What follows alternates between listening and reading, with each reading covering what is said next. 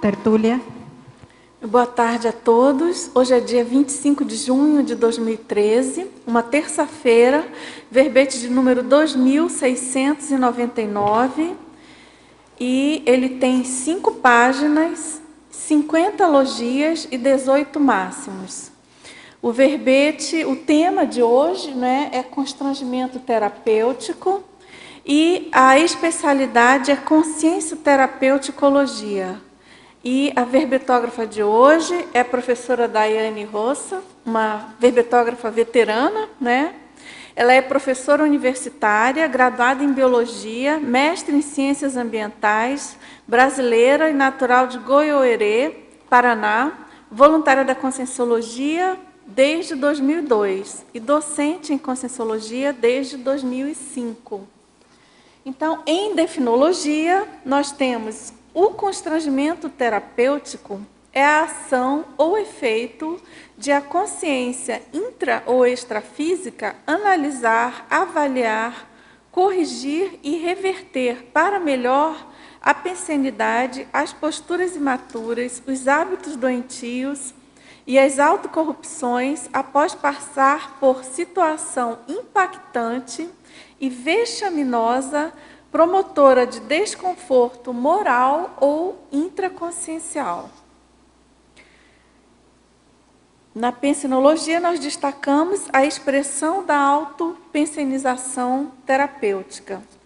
E na fatologia, os equívocos geradores de confrangimento evolutivo, os embaraços encetando crises de crescimento, o fiasco, a vergonha, o rubor, o brio cosmoético, os padrões inflexíveis de perfeição, a catastrofização da exposição pessoal, a desmistificação dos erros pessoais, a autoexposição terapêutica, a criação habitual de desconfortos íntimos terapêuticos, o orgulho impedindo o constrangimento, o autoconstrangimento cosmoético.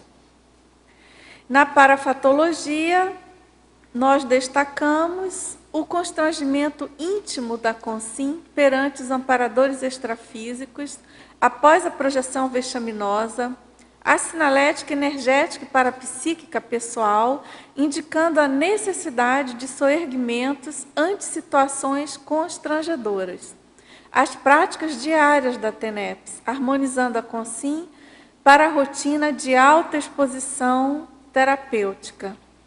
Aqui no detalhismo, nós chamamos a atenção que há 13 máximos na divisão detalhismo.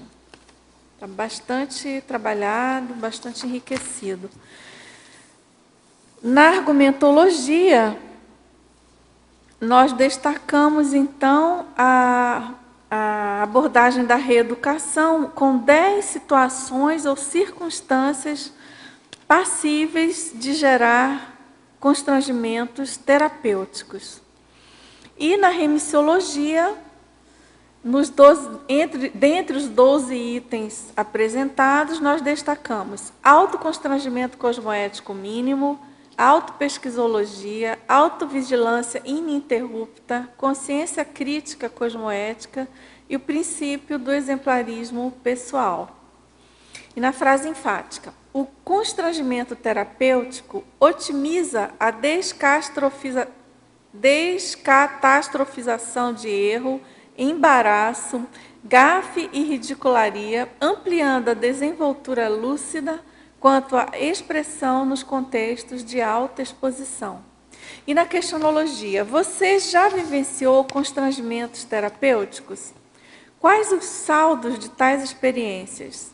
Na escala de 1 a 5, qual o nível do desassombro alcançado quanto à possibilidade de vivenciar constrangimentos durante a autoexposição cosmoética? Na bibliografia específica, temos, então, uma fonte bibliográfica. Aqui na mega-análise do João Paulo, então,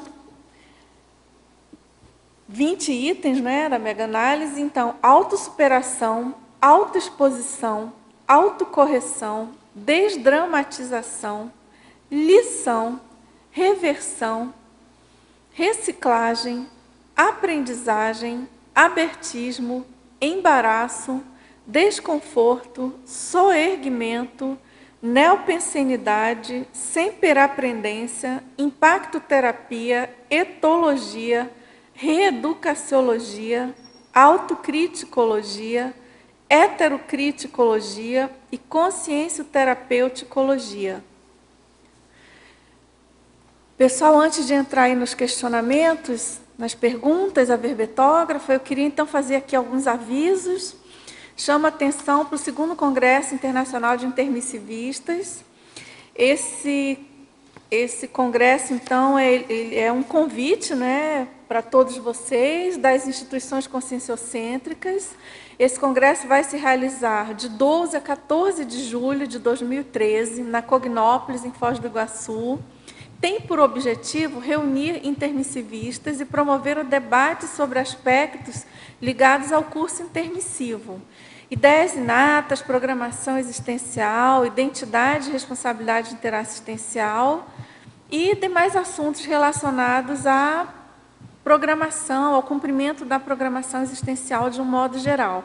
Para aqueles que não sabem, que por acaso estejam assistindo, né, a nossa tertúlia, a gente lembra que o intermissivista é o ex-aluno de curso intermissivo, autoconsciente quanto aos próprios compromissos e os deveres evolutivos estabelecidos na PROEXIS, na programação existencial, e combinados, né, acordados durante as vivências do período pré-ressomático, antes da ressoma nessa vida humana. Se você quiser entrar mais em contato com esse conceito de intermissivista, na página das tertúlias, à direita, tem um teste que foi proposto no tratado do professor Valdo Vieira, 700 experimentos da Conscienciologia, e ali, então, você pode fazer o teste e verificar a sua condição de intermissivista. Se você mais informações, mais detalhes, né, sobre o congresso, você pode obter pelo telefone 45-352-52652 ou ceec@ceec.org.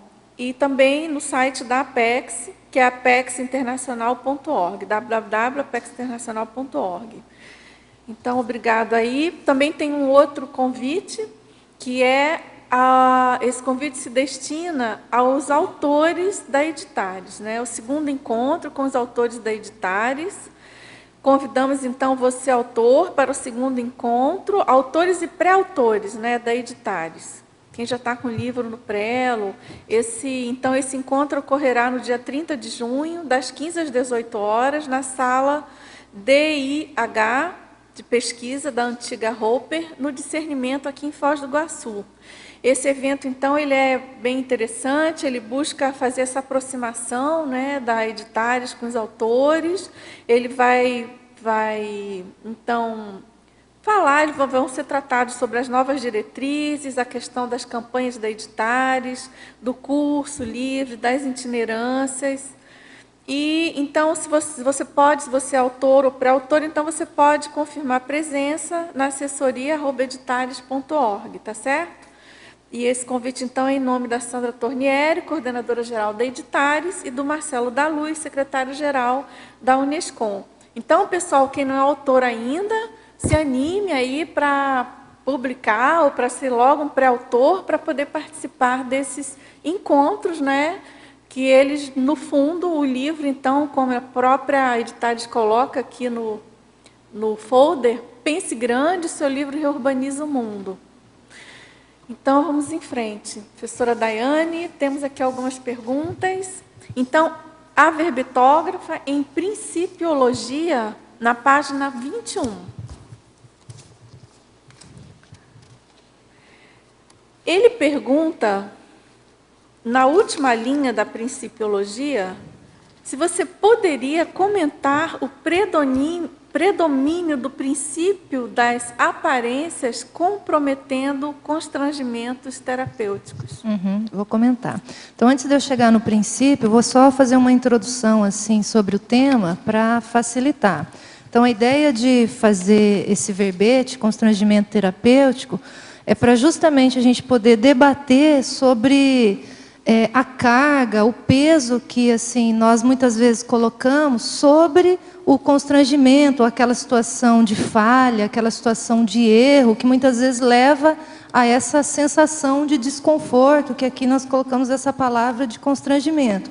Então, a ideia é poder debater em cima dessa interpretação para justamente a pessoa fazer essa descatastrofização do constrangimento para que ele se torne, então, terapêutico. Tá? Então, voltando aqui para o princípio, né? Então, o princípio das aparências comprometendo constrangimentos terapêuticos.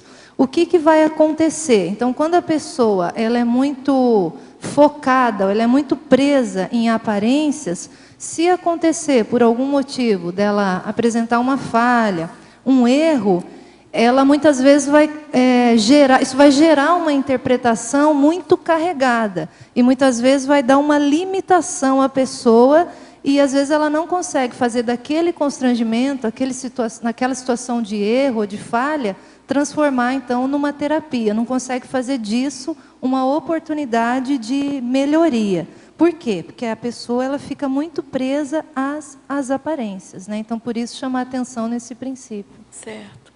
Agora, também na fatologia, o teletertuliano pergunta na página 20, né, na última linha. Ele pede para você, por favor, comentar sobre o orgulho impedindo o autoconstrangimento cosmoético. Isso. O orgulho também é nessa linha aqui do princípio das aparências. Então, a pessoa fica presa àquele erro que ela cometeu, àquela falha, e muitas vezes não consegue fazer a virada, dar a volta por cima. E aí não consegue fazer daquela situação uma terapia, uma oportunidade de mudança. Né? Então, o orgulho é uma das coisas assim que limitam muito. Então, muitas vezes, aquele constrangimento vai exigir que a pessoa peça desculpas ao outro. Então, se ela ficar presa no orgulho, ela não consegue fazer esse pedido de desculpas e não transforma o constrangimento em terapia, né? Não faz disso uma oportunidade de melhorar. Uhum. Agora, professora Daiane, também, na fatologia, na página 20 também, primeira linha, ele pergunta quais são os principais equívocos geradores de confrangimento evolutivo, segundo as suas vivências. Uhum. Aí podem ser vários. Então, por exemplo, às vezes a pessoa está apresentando algum tema e ela acaba apresentando algum equívoco dentro de uma linha ali de conceituação, dentro da explicação daquela abordagem, e às vezes aquilo pode gerar algum constrangimento. Então, geralmente, quando isso acontece, às vezes você está lá em sala de aula e você apresenta alguma coisa. E às vezes tem um aluno que fala assim, não, professora, mas aqui está escrito algo diferente. Então, às vezes, a pessoa se equivocou. Mas aí como é que ela reage? Ela tem um jogo de cintura para falar, não, então você pode ler isso para mim? Aí a pessoa lê, você tem aquele jogo de cintura para sair daquilo e corrigir e está tudo certo. Agora tem gente não, que vai colocar uma carga muito grande naquele equívoco e às vezes ela vai até bater de frente ali com o aluno e falar, não, você está errado, isso não é assim não. E aí ela defende, ela continua defendendo aquele equívoco, por medo, às vezes, de dizer, olha, tá certo, eu errei, me confundi ali nisso. Né? Então, é nesse sentido. Agora, equívoco pode ter, assim, diferentes situações em diferentes áreas. Né? Então, acho que esse exemplo já ilustra alguma coisa. Tá certo. Também ainda aqui na fatologia, na terceira linha, ele pergunta, por que tanta gente teme a catastrofização, é que aqui tem um S a mais, catastrofização da exposição pessoal, quando na realidade isso quase nunca ocorre. É o centramento no loco externo? Pode ser o centramento no loco externo, sim, porque a pessoa ela fica preocupada com o desempenho dela frente ali às demais pessoas.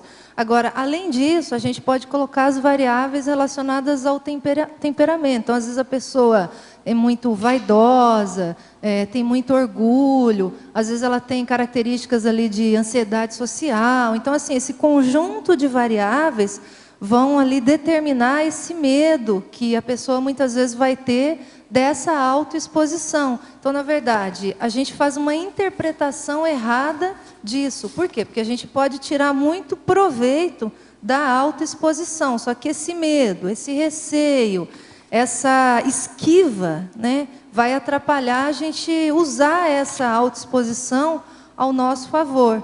Então, o que eu vejo? Assim, se a gente não consegue transformar o constrangimento em terapia, ou fazer dele uma forma de terapia, o que acontece? A gente se limita. Então, toda vez que tem alguma coisa diferente que você não domina, você se retrai e você fala assim, não, não vou fazer isso agora. Então, por medo, né, por aquele comportamento de fuga, de esquiva, você deixa muitas vezes de assumir um desafio e de desenvolver uma série de trafores, uma série de potencialidades. Então, quanto mais a gente testar isso, experienciar esses movimentos de autoexposição e descatastrofizar mesmo aquelas situações de ridículos que a gente vai passando, melhor para a gente. Então, quem lucra é a gente mesmo. Né? Então, essa é a ideia. Certo. Professora Daiane, eu não sei se você concorda, o que você acha, mas eu tenho a impressão que essa técnica, ela deve ajudar muito na questão do autodesassédio e do heterodesassédio, porque do momento que você toma essa iniciativa, né, de usar o vexame, enfim, o constrangimento, né, nessa condição terapêutica, você desarma possíveis ações de assediadores, não é? Que muitas vezes você não acha que eles usam Justamente. a pessoa que tem algum problema, que a pessoa mais retraída, ou que tem esse medo? O que você acha? Eu concordo com você, Dulce. E aí o que vai acontecer? Os assediadores, eles vão trabalhar muito em cima daquela pensanidade nossa. Então, se a gente tem uma interpretação, que a gente coloca um peso que não é, e o que vai acontecer? Eles vão usar, ó, tá vendo? Eu te avisei que você não sabia. Tá vendo? Olha, você não devia ter se metido nisso. Olha, tá vendo? Deu tudo errado. Então, assim, é como se potencializasse pensamentos que você mesmo tem em função daquele erro que você cometeu. Então, às vezes, aquilo foi um errinho, não foi nada tão grave. Só que a gente, muitas vezes, coloca uma carga tão grande nisso, e aí é onde entra o limitador. Então, falar, então não vou pegar nada diferente do que eu não saiba fazer, porque aí eu posso cair numa gafe, posso cair num vexame, e todo mundo vai ver, e aí como é que vai ficar isso? Né? Então, os assediadores, eles se aproveitam mesmo. Então, aí o que a pessoa precisa fazer? Ela precisa parar e, assim, refletir o erro, é óbvio, todos nós vamos passar por isso, mas levantar a cabeça e entrar naquilo que a gente fala aqui, que é o soerguimento, né? Dar a volta por cima. E aí, independente do tamanho daquele erro que foi cometido, daquele constrangimento, ou daquele ridículo que a pessoa ali passou. A superação do medo de errar, né? Que faz muito. E às vezes você consegue observar nisso porque você fala da reeducaciologia. E eu estava lendo na Reeducação para a Paz, que o professor fala no Homo Sapiens Pacificus, com respeito a que reeducação é redomesticação mútua. E às vezes você observa como o assediador compreende a ideia do assediador, porque coloca a você numa cena, e às vezes acontece que a pessoa não responde a essa cena, mas você pode aprender as características dos pensenes dessa consciência, né? Assim que realmente eu acho que é redomesticação mútua. E o medo de errar, ele vamos dizer, ele é o oposto desse constrangimento terapêutico. Então, a proposta aqui é a pessoa transformar em terapia aquela gafe, aquele vexame, aquele ridículo pela qual ela passou. E o medo de errar, a gente conhece, assim, a gente acompanha aí nas turmas de Consciência Cobaia, ele limita demais a pessoa. Então, assim, é muito tempo que a pessoa aguarda para muitas vezes ela assumir determinadas coisas que ela já poderia ter assumido muitos anos antes, em função desse medo de errar. Então, quanto mais acho que a gente debater esse assunto, mais a gente abre portas no sentido de descatastrofizar mesmo, né? Dani, até que ponto você acha que a pessoa que às vezes carrega demais na própria gafe, no próprio erro, então ela supervaloriza o erro dela, então ela fica receosa de fazer as coisas, se inibe de fazer as coisas com medo de errar. Até que ponto a gente pode, às vezes, em alguns casos, acredito que em todos não, então até que ponto a gente pode ver assim, um nível talvez da pessoa de hipercriticidade dela com relação aos outros, como se ela colocasse no lugar do outro, assim. Vamos supor, ela cometeu um erro, uma gafe, e ela pensaria assim, olha, se eu visse alguém cometendo essa gafe, eu também ia ser hipercrítica. Eu seria hipercrítica. Então ela se coloca naquela posição, que já é dela, e o constrangimento dela vem por quê? Porque como ela é hipercrítica, ela coloca como se... Ela não queria estar na posição da pessoa sendo criticada daquela maneira. Você pode pensar mais ou menos nesse sentido? A gente pode aferir alguma coisa desse jeito? Sim, isso acontece. Eu chamei a atenção aqui em algum lugar no verbete para os padrões inflexíveis de perfeição. Então, às vezes, a pessoa ela idealiza alguns comportamentos. Então, ela olha, às vezes, algum modelo que a pessoa ela é sempre correta, ela erra muito pouco. E, às vezes, ela quer ser daquele jeito, né? E aí ela fica vendo, às vezes, o outro colega do lado que não tem, às vezes, aquele mesmo modo de se comportar. Ainda não atingiu ainda aquele, vamos dizer, o modelo ideal. E aí a pessoa vê que o outro passou por constrangimento, ela fala, eu que não quero passar por essa mesma situação de vexame. Só que ela fica presa nisso, que é a aparência, e ela não olha que muitas vezes o colega que passou pelo vexame, ele está aprendendo muito mais, ele vai desenvolver muito mais em função disso, né?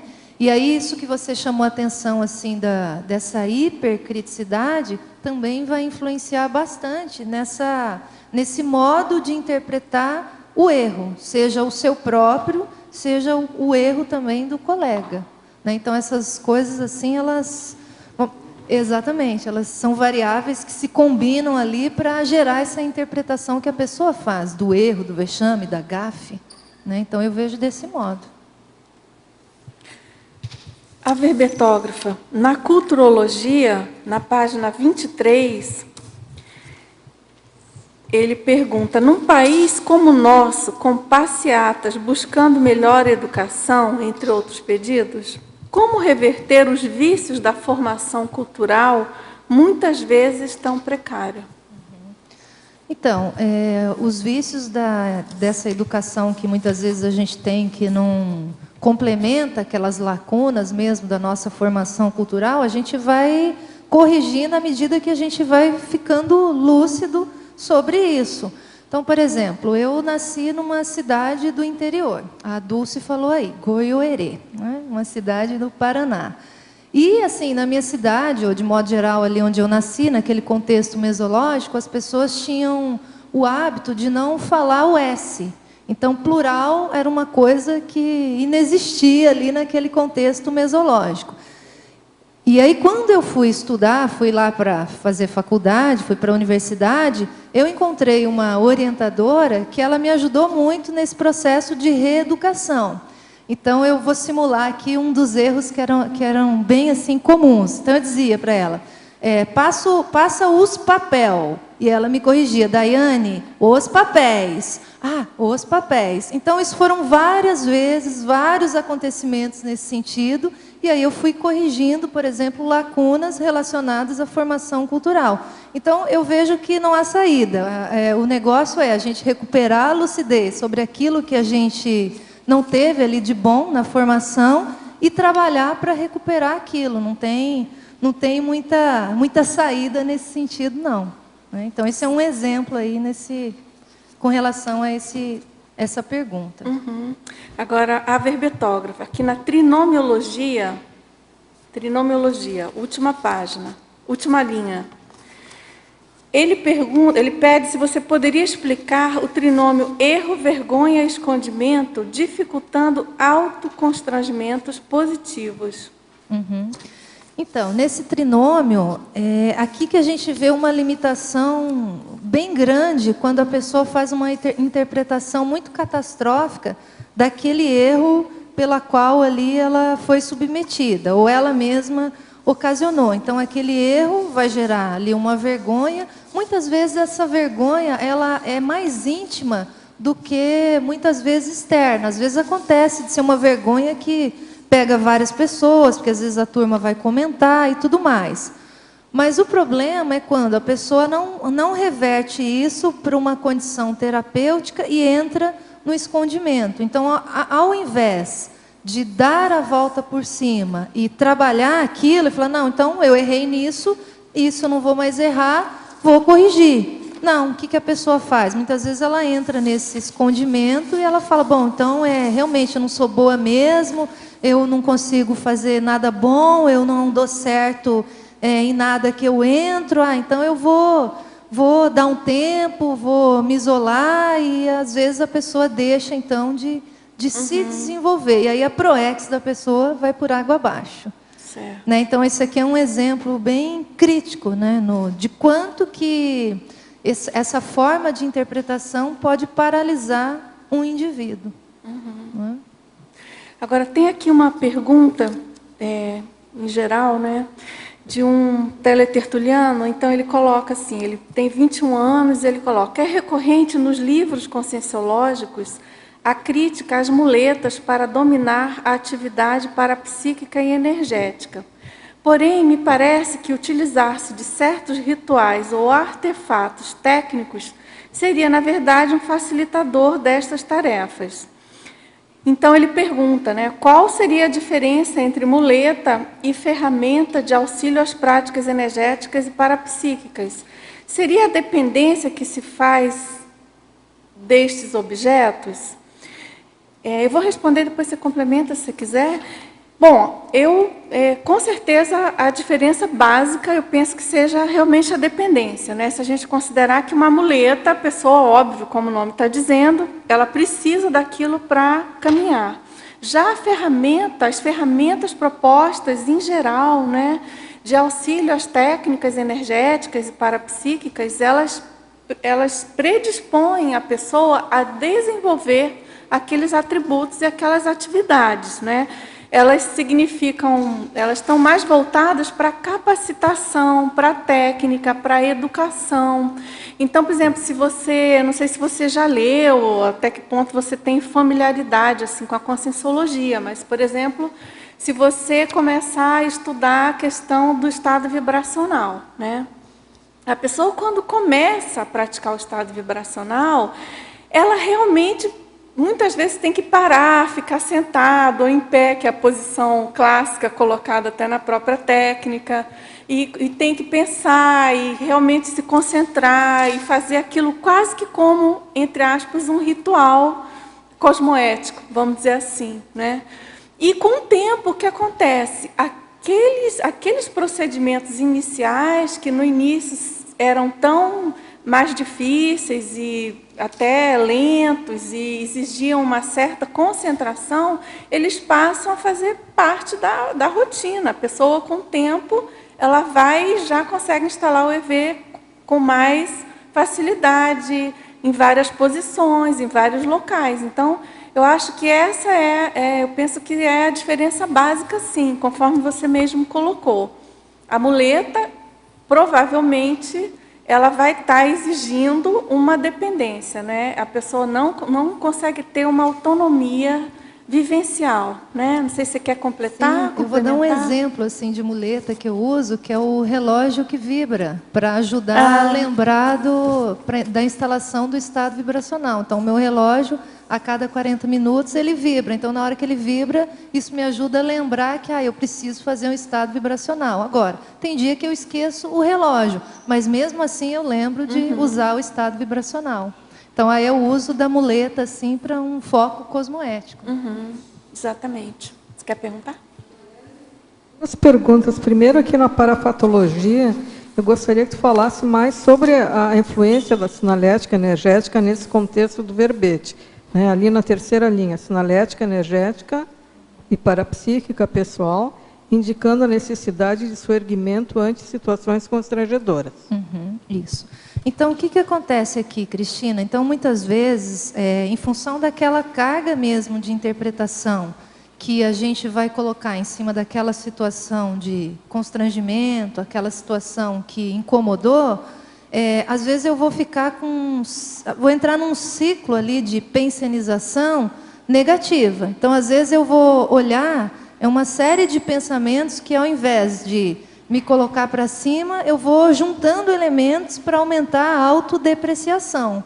Então, muitas vezes é em função de uma sinalética ali, que é um despertar do amparador, para que eu possa falar assim, opa, abre o olho, olha só, eu entrando numa pensionização negativa, que ao invés de me colocar para cima, está me colocando para baixo. Então, eu vejo nesse sentido, que essa sinalética, muitas vezes, é aquele aviso, aquele sinal ali, em função de um trabalho dos amparadores, para você abrir o olho e entrar no soerguimento. Porque é muito fácil a pessoa que, às vezes, já tem uma tendência a se depreciar, numa situação de erro, aumentar essa carga de autodepreciação. Então, aquilo que foi ruim fica pior, muito pior. Né? Então, essa sinalética, ela vem como um aviso aí do amparador para fazer a pessoa despertar, acordar para aquela situação. Olha, não é bem assim, você pode tirar partido disso e dar a volta por cima. Tá? Tá. E a outra pergunta seria aqui, ó, na argumentologia, página 23. O item 4, desorganização. Aí também eu gostaria que comentasse a questão da disciplina, da organização nesse contexto aí.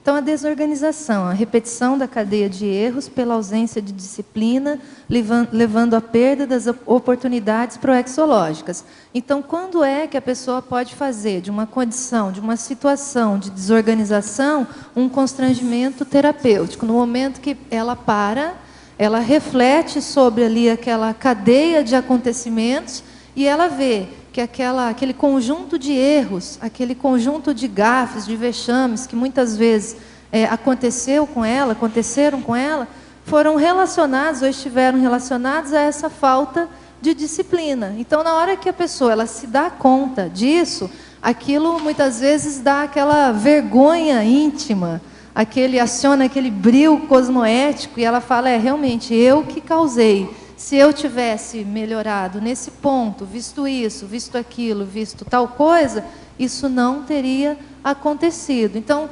esse constrangimento ajuda a pessoa a falar assim, não, agora eu vou resolver essa situação, agora não dá mais.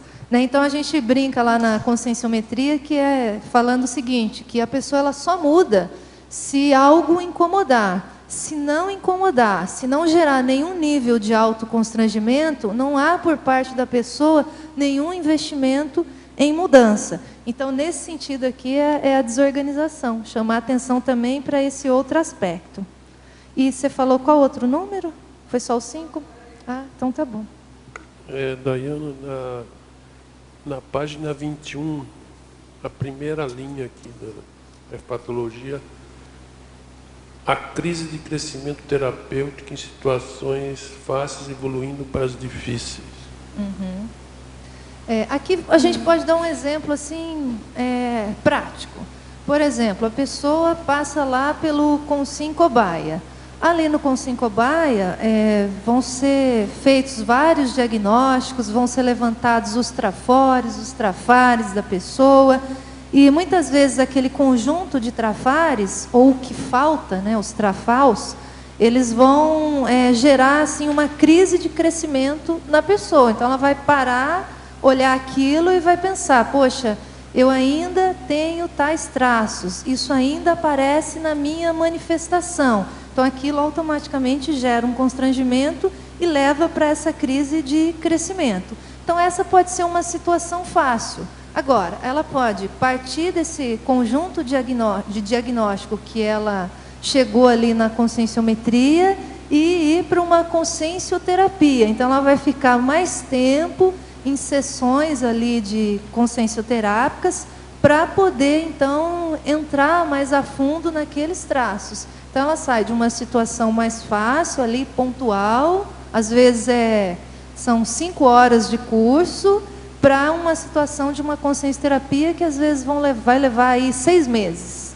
Né? Então aí eu já considero mais difícil. Por quê? Porque ela vai aplicar técnicas, aí quando ela volta lá na consciência terapia, os consciência terapeutas vão perguntar, e aí, você aplicou a técnica? Aí a pessoa, apliquei, e como é que foi? E assim vai. Então é um exercício mais longo, uma situação mais difícil. E ali ela tem a oportunidade de aprofundar. Sabe, Arlindo? Sabe aquelas coisas que muitas vezes no ambiente da conscienciometria você não vai abrir, mas no ambiente da consciencioterapia você vai abrir. E aquilo é mais, vamos dizer, é mais íntimo seu, é mais profundo, vai exigir muito mais de você, vai exigir muito mais força de renovação da sua parte. Então, acho que esse é um exemplo. E na mitologia, o segundo mito é o mito da autoimagem idealizada. Por que é um mito?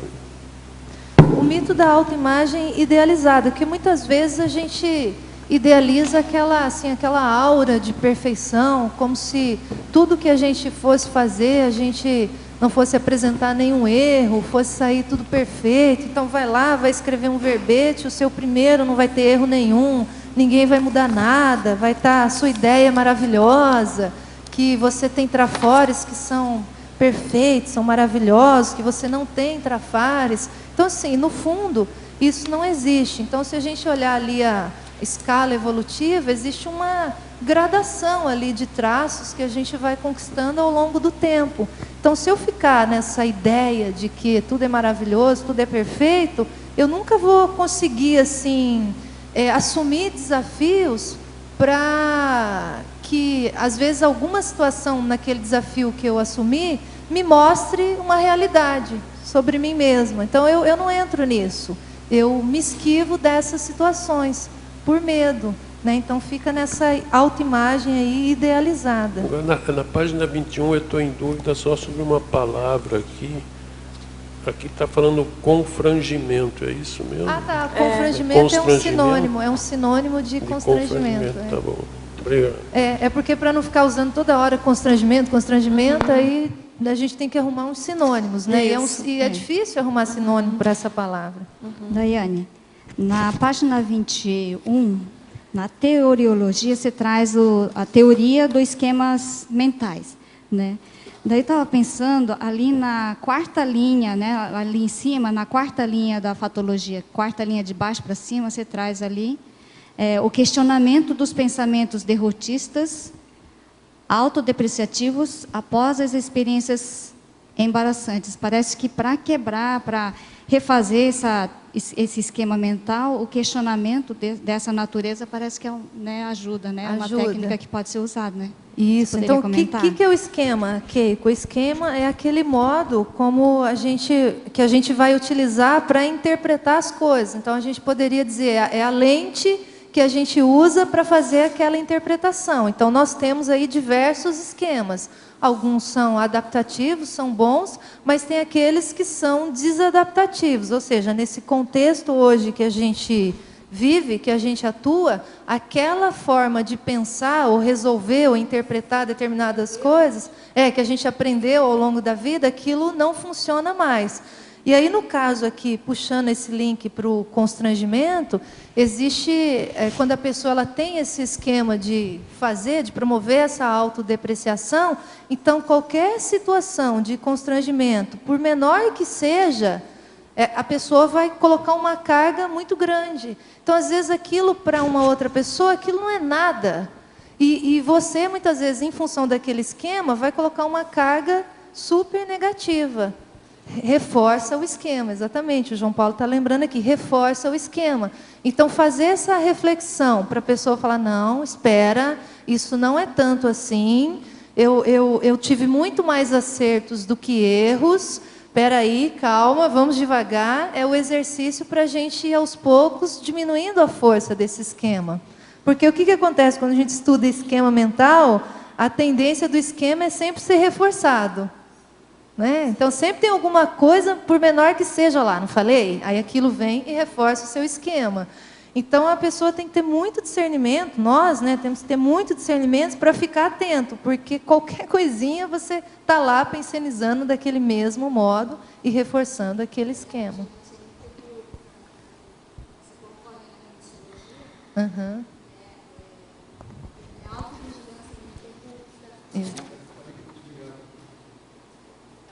Tá ligado, Keiko? Eu liguei agora. Na remissiologia você colocou, né, alguns verbetes, né, que também ajudam, né, no caso aí, a autovigilância ininterrupta, né? Exatamente. Exatamente. A autovigilância ininterrupta, tanto para a gente, por exemplo, melhorar a nossa organização, que tem relação ali com aquela pergunta que a Cristina fez, e essa autovigilância também para a gente ficar atento àquela maneira de fazer a interpretação daquelas situações que nos parecem desconfortáveis. Então, às vezes, outra pessoa de fora vai olhar aquilo e vai falar, poxa, mas olha só, que oportunidade que a pessoa teve ali de entender como ela funciona, de corrigir ali uma postura dela, e a gente, naquela situação do outro lado, né, a gente fala, nossa, mas que mico, ai, nunca mais vou fazer isso. Então, a pessoa quer se esconder ali cada vez mais. Né? Então, é interessante pensar. Daiane, estou pensando, isso seria eliminar também a síndrome da banalização? O que você coloca aqui como proposta do verbete. Você fala estou compreendendo bem a ideia? Você fala o constrangimento terapêutico seria... E seria superar a síndrome da banalização. Se você for olhar de uma maneira assim mais indireta, pode até ser, se a gente for fazer uma abordagem mais para esse lado, mas eu vejo assim mais indiretamente nesse caso. Né? Na página 21 da fatologia, quarta linha, de cima para baixo, você coloca a reestruturação pensênica necessária na vivência de constrangimentos terapêuticos. Isso, então é aquilo que eu estava comentando ali com a Keiko. Então, assim, para a gente poder sair de um conjunto de esquemas mentais que muitas vezes são desadaptativos, nós vamos precisar passar por essa reestruturação pensênica. Então, essa reestruturação pensênica muitas vezes vai exigir ali da pessoa bastante assim reflexão, bastante registro, para ela poder olhar aquilo com calma, para daí fazer a reestruturação. Então, isso não é uma coisa simples. Porque a tendência nossa, nós funcionamos assim muitas vezes com aqueles esquemas mentais durante muito tempo. E aí para você mudar aquilo, não é uma única situação que você consegue mudar, não vai ser uma única reflexão para você mudar. Então, o que eu vejo na prática? Você vai passando por uma situação e às vezes você cometeu um erro. Aquilo gerou um incômodo, gerou constrangimento.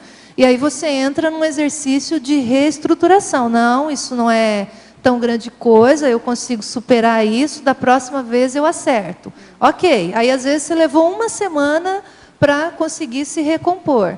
Aí você entrou num novo desafio, veio o problema. Aí de novo você sentiu o constrangimento.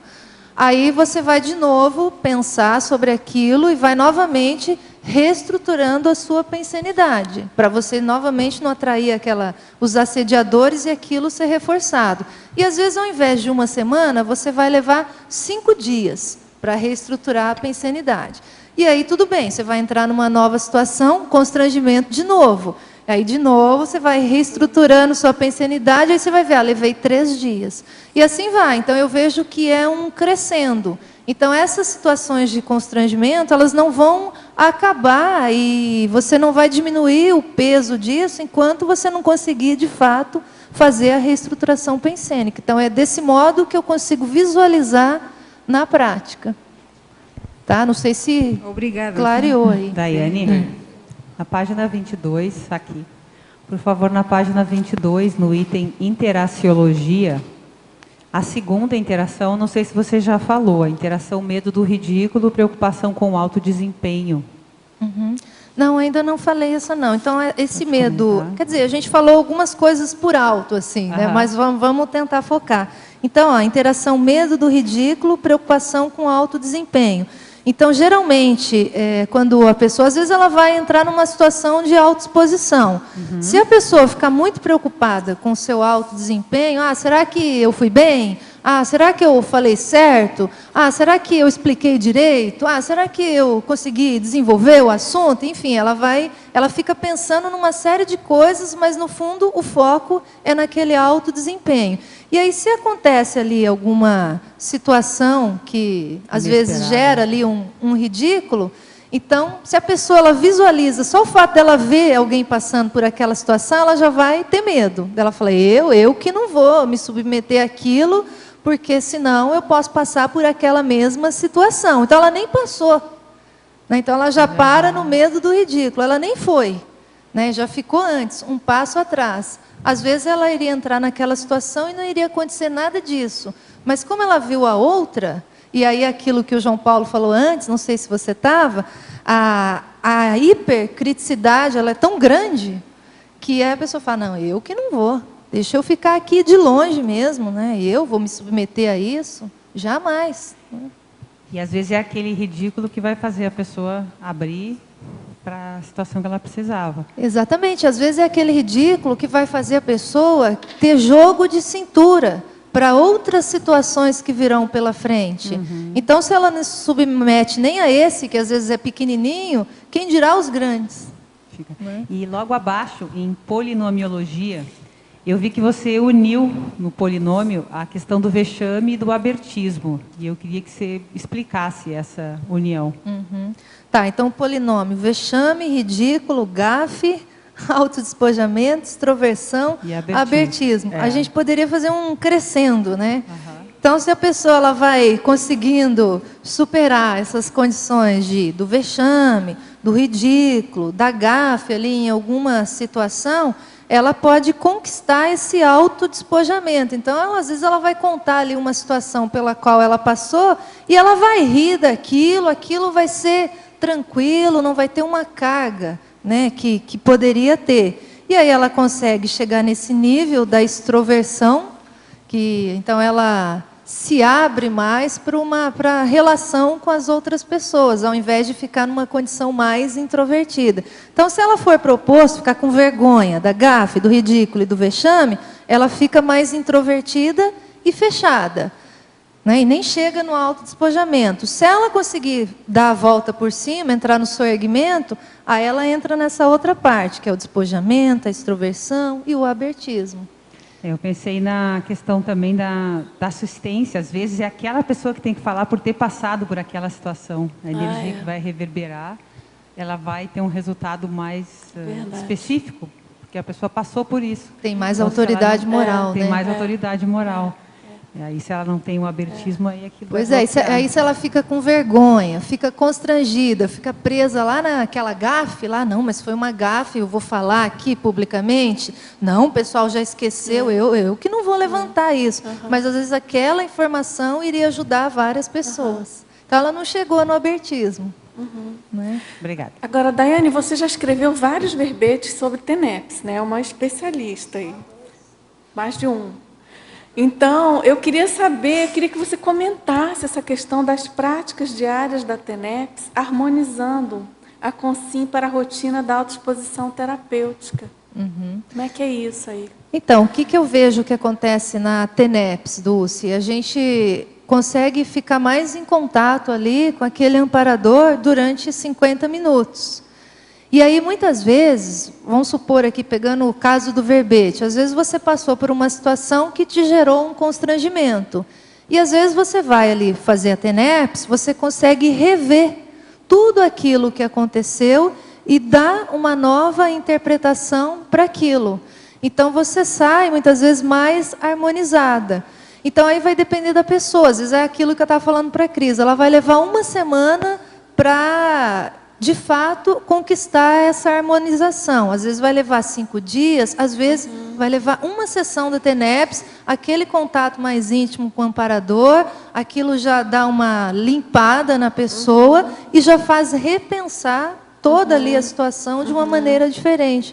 Então, isso leva a essa condição de harmonização. Daiane, agora, por falar em TENEPS, né, eu mesma fiz a pergunta, mas é que tem 3 teletertulianos que se dizem novos na Conscienciologia. Você podia dar uma geral do que é a TENEPS? Para ajudar aqui os... Então tá. A TENEPS é uma técnica que nós falamos aqui na Conscienciologia, que na verdade envolve a exteriorização das energias diariamente, no mesmo horário, né, de pelo menos ali 50 minutos de exteriorização. Então, você olha ali na sua rotina diária e vê qual que é o melhor horário e você disponibiliza seu tempo e as suas energias durante 50 minutos. Então, nesse movimento, essa prática energética, ela promove esse entrosamento maior da sua parte com esse amparador ali naquele trabalho. E você consegue exteriorizar, assim, para diferentes pessoas, sejam conscientes, que você convive no dia a dia, sem elas saberem disso, sejam conscientes que estão ali necessitados. Então, é uma forma de assistência em que você trabalha sozinho ali num quarto isolado ou num cômodo isolado da casa, né? E é uma técnica que você, ao iniciar, você leva até o fim da sua vida. Né? Então, a gente só para com a TENEPS quando dessoma. Só lembrando também do manual, né? Manual da TENEPS. Isso, aí mais detalhes, a pessoa pode procurar o manual da TENEPS, ele está disponível para fazer o download no site da Editares. E aí é um livro bem interessante para a gente entender assim, como é que funciona a técnica. Agora, a verbetógrafa, em tecnologia, página 21, segunda linha, você poderia explicar em detalhes como é a técnica da Consciência voluntária? É um curso, a gente pode fazer sozinha? Eu sou nova na Conscienciologia, diz a Teletertuliana. Então, tá. Então, essa técnica da Consciência, ela pode funcionar dentro de um curso, então, que é o que nós temos aqui no CAEC, por exemplo, mensal. Ou, por exemplo, a pessoa pode formar um grupo na sua cidade, onde vive, e aí você tem ali aquela bateria de consciências cobaias naquele final de semana. Aí, além disso, aí eu vou explicar o detalhe, mas além disso, a consciência cobaia, ela pode ser qualquer pessoa. Então, por exemplo, a gente vai olhar ali para a Dulce é uma consciência cobaia para a gente. Então, toda vez que ela vai responder uma pergunta, ela é uma consciência cobaia. Todo dia que ela senta ali naquela cadeira, é uma consciência cobaia. O verbetógrafo que vem aqui defender o verbete, ele também é uma consciência cobaia. Agora, aí o que a gente faz dentro da Conscius, aqui em Foz do Iguaçu, é a técnica em si, que envolve o sorteio de uma pessoa, né? Na verdade, envolve anteriormente a análise das questões ali de uma folha de avaliação do conscienciograma, aí essa pessoa é sorteada, e aí ela senta entre dois conscienciômetras, e ela vai falar, ela vai ler, por exemplo, a primeira questão do conscienciograma que ela escolheu, e vai dizer, olha, eu me atribuo tal nota. E a gente vai conversar com a pessoa, por que tal nota? Aí a pessoa, por isso, por isso, por isso. E tal coisa? E aí a gente vai questionando a pessoa em cima daquela autoavaliação que ela primeiro ali vai realizar. E aí, assim, essa técnica em si dura ali mais ou menos 1 hora, que é o tempo de repassar algumas questões, calibrar a nota que a pessoa faz na sua autoavaliação a partir desse livro, e, ao mesmo tempo, no final, fazer um brainstorm. Quais são os trafores que são possíveis visualizar, quais são os trafares e quais são os traços faltantes. Então, a pessoa sai ali daquela técnica do consciência cobaia com um diagnóstico sobre ela, né, principalmente em relação àquela folha de avaliação em específico que ela escolheu do conscienciograma. Então, mais ou menos, esse é um resumo da técnica. Você quer complementar? Posso perguntar? O que você acha aqui, que me ocorreu aqui? Na verdade, a técnica da consciência cobaia não é uma terapia, não é? Mas você acha que existe lá dentro o constrangimento terapêutico, de alguma maneira? Existe, e esse constrangimento terapêutico ele vai aparecer de diferentes formas. Quando você é a consciência cobaia ali principal e você vai falar sobre determinados aspectos pessoais. Então, você vai abrir, vai fazer uma autoexposição. Então, muitas vezes aquilo vai gerar um certo constrangimento. Então, é o que a gente chama de constrangimento direto. Então, a pessoa é ali, ela é o ator principal daquela exposição naquele momento. Isso acontece principalmente quando, às vezes, os conscienciômetras dão um feedback e vão falar, nós estamos percebendo determinado trafar aí na sua manifestação. E a pessoa, às vezes, não se dava conta de ter aquele determinado traço, de ter aquele determinado trafar. Então, aquilo, às vezes, gera um impacto e dá um constrangimento íntimo. Só que esse é positivo, é cosmoético, é todo um contexto ali que é favorável, é para ajudar a pessoa. Mas também tem aquele que a gente diz do constrangimento terapêutico, que é indireto, que é quando você não é o ator principal da técnica, da consim-cobaia, e outra pessoa senta ali naquela cadeira. E aí, à medida que essa pessoa ela é questionada, né, como é que ela funciona, quais são os traços que predominam, quais são os trafares, como é que ela lida com isso, você fica vendo o exemplo da outra pessoa e muitas vezes você sente um constrangimento íntimo por, às vezes, você está reclamando de barriga cheia. Entendeu o exemplo? Então, às vezes, a pessoa vai lá com o cobaia, conta assim aquelas tragédias da vida dela, mas ela está rindo, está bem, deu a volta por cima, ó, show de bola. Aí fica todo mundo assim, babando. E, às vezes, a outra pessoa, que com menor quantidade de problemas, sente vergonha daquela situação. Então, por tabela, você chega num constrangimento ali terapêutico, que a gente diz que é indireto. Então, esse é um exemplo. Tânia. Tânia. Na página 23, na reeducação, você pode desenvolver o item 7, menosprezo? Que eu acho que eu não entendi. Ah, tá. O menosprezo. Então, o recebimento da banana technique ao modo de esnobação cosmoética em decorrência das incoerências pessoais exemplificadas. Aqui, Tânia, eu não sei se você lembra, assim, vou trabalhar com um exemplo. Antigamente, assim, quando a maioria de nós assim, morria de medo de fazer a prova geral da conscienciologia, e assim, o professor Valdo, naquele trabalho de investir nisso, para que a gente pudesse tirar partido também dessa técnica que se trabalha aqui na conscienciologia, ele ficava perguntando, e você, fulano, vai fazer a prova? E a pessoa, eu não. Aí ele, às vezes, pegava ali a banana, né, e assim, colocando um exemplo, e mostrava para a pessoa. Né? Então, esse é um exemplo de esnobação ali cosmoética. Tá, em cima do que você está perguntando. Então, assim, aquele menosprezo, né, é uma forma de menosprezo que você ali passou na hora que você recebeu a banana, né, ou o gesto, né, da banana technique, aquilo te gera um constrangimento, porque muitas vezes aquilo é público, mas faz a pessoa repensar. E muitas vezes ela pode fazer daquilo um movimento terapêutico. Essa que é a ideia. Não sei se eu clareei através do exemplo, Tânia. Porque embaixo é que você fala da prova, né? Uhum. O item pegando os dois exemplos. Então, às vezes, a pessoa ela vai falar alguma coisa que assim, é totalmente errado. Então, vai chegar alguém aqui e vai dizer, eu sou a favor da pena de morte. Aí você vai fazer, banana para você, que você é a favor da pena de morte. Aí a pessoa, às vezes, vai levar um choque, né? Então, você, por tabela, você menospreza aquela opinião, mas aquilo faz a pessoa repensar. Então, pegando a ideia da prova mesmo. Então, não fazer a prova, é o meu caso, eu só fiz 5. Nem sabia, Tânia. Não, eu só fiz 5, sempre tirei em torno da média. E depois eu parei de fazer, porque eu fazia crítica às questões, aquelas questões decoreba. Decoreba, e questões também pegadinha. Fazia pergunta, qual dos dois, tal, nenhum dos dois, quer dizer, não. As questões, para mim, tinham muito problema. Então, eu fiz só as 5 primeiras. Então, isso seria incoerência pessoal exemplificada. No meu caso, pois é, quando eu li isso, eu digo, eu não estou entendendo, eu não entendi, deixa eu perguntar para ela. Se você já fez 5 provas, você já não é daquele grupo assim que também não fez nenhuma, né, Mas Tânia? eu parei de fazer, porque toda prova eu discutia, eu dizia assim, a questão tal, pegadinha, questão tal é pegadinha, questão tal é decoreba. Então, as questões, foi uma coisa que eu trabalhei muito quando era professora, as questões. Eu até apresentei trabalho na academia, tá?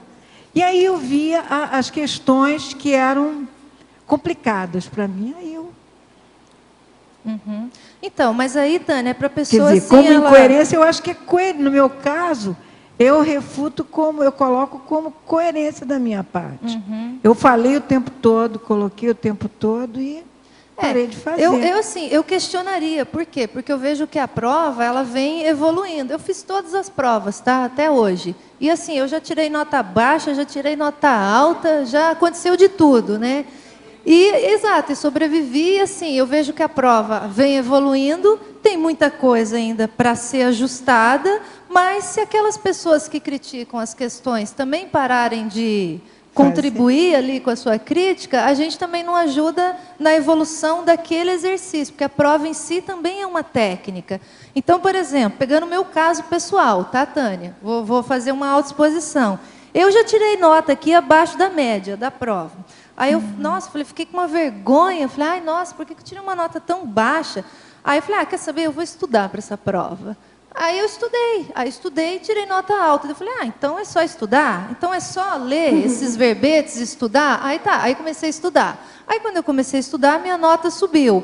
Aí quando a nota subiu, o problema já não era de estudar. Aí eu fui olhar o meu erro. Falei, então onde é que eu erro mais? Eu erro porque às vezes eu não consegui entender a lógica do que me perguntaram. Eu caí na pegadinha. Na próxima prova eles não vão me pegar. Nessa pegadinha eu não caio mais. Entendeu? Então, assim, é a forma de lidar com aquela situação. E assim, quem desenvolveu fui eu. Aí o que eu fiz assim, vai sair uma revista aí para frente. O que eu fiz? Eu peguei todas as provas que eu fiz uma análise das perguntas que eu acertei e as perguntas que eu errei. E aí eu fiz uma análise conscienciométrica. O que é que estava por trás disso? Então eu usei um instrumento aparentemente simples, que a pessoa pode interpretar com uma aversão, e eu usei ao meu favor. Então, o que é que eu posso descobrir sobre mim a partir da prova geral de conscienciologia? E aí eu escrevi isso, a análise, o que eu pude perceber, né, as conclusões que eu cheguei. E assim, daqui a uns meses vai estar aí publicado. Então, você entendeu assim o exemplo? Não sei se eu vou ler esse artigo. Você lê meu artigo e você faça as suas críticas. Tá, eu acho que vai ser legal. Obrigada, hein? Tá bom. Página 22. Deixa eu ler primeiro.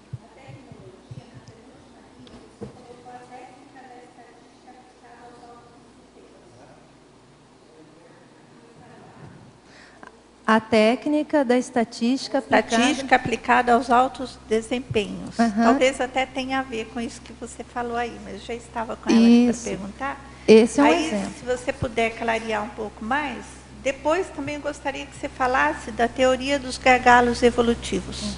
Tá bom. Então, essa técnica aqui da estatística dos altos desempenhos, ela ajuda a pessoa a diminuir a catástrofe em cima do erro que ela cometeu. Por quê? Porque ela vai fazer estatística e ela vai conseguir ver onde que ela acertou.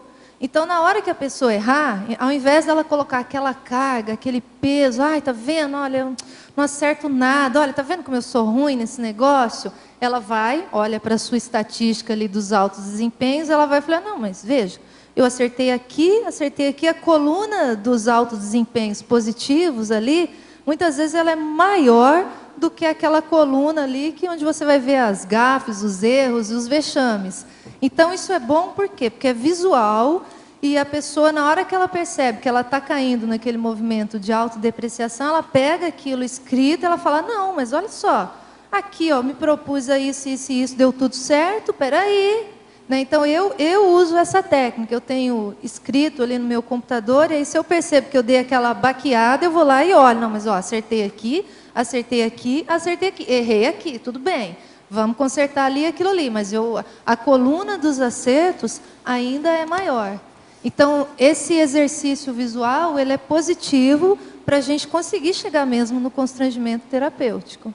Tá. Né? E se a coluna dos acertos também não for maior, porque pode acontecer, pode. Aí pode usar para poder começar a mensurar dali para frente, aumentando pouco a pouco. Né? Pode. E se acontecer da coluna dos acertos não ser maior, a pessoa fala, bom, então tá, essa é minha realidade, aí a volta por cima. Essa é a minha realidade, eu vou trabalhar nisso. Exato. O que é que eu posso fazer para reverter esse quadro, reverter essa situação? Então também é o outro lado. Ok. Muito bom. E a teoria dos gargalos evolutivos? A teoria dos gargalos. Então, a teoria dos gargalos é que é igual escrever o verbete, né? Então, você vai lá, faz um, faz dois, e às vezes sempre tem um verbete assim que parece que fica mais enroscado, né? E parece que a coisa não vai, né? A Dulce acompanha bem, né, o drama dos verbetógrafos.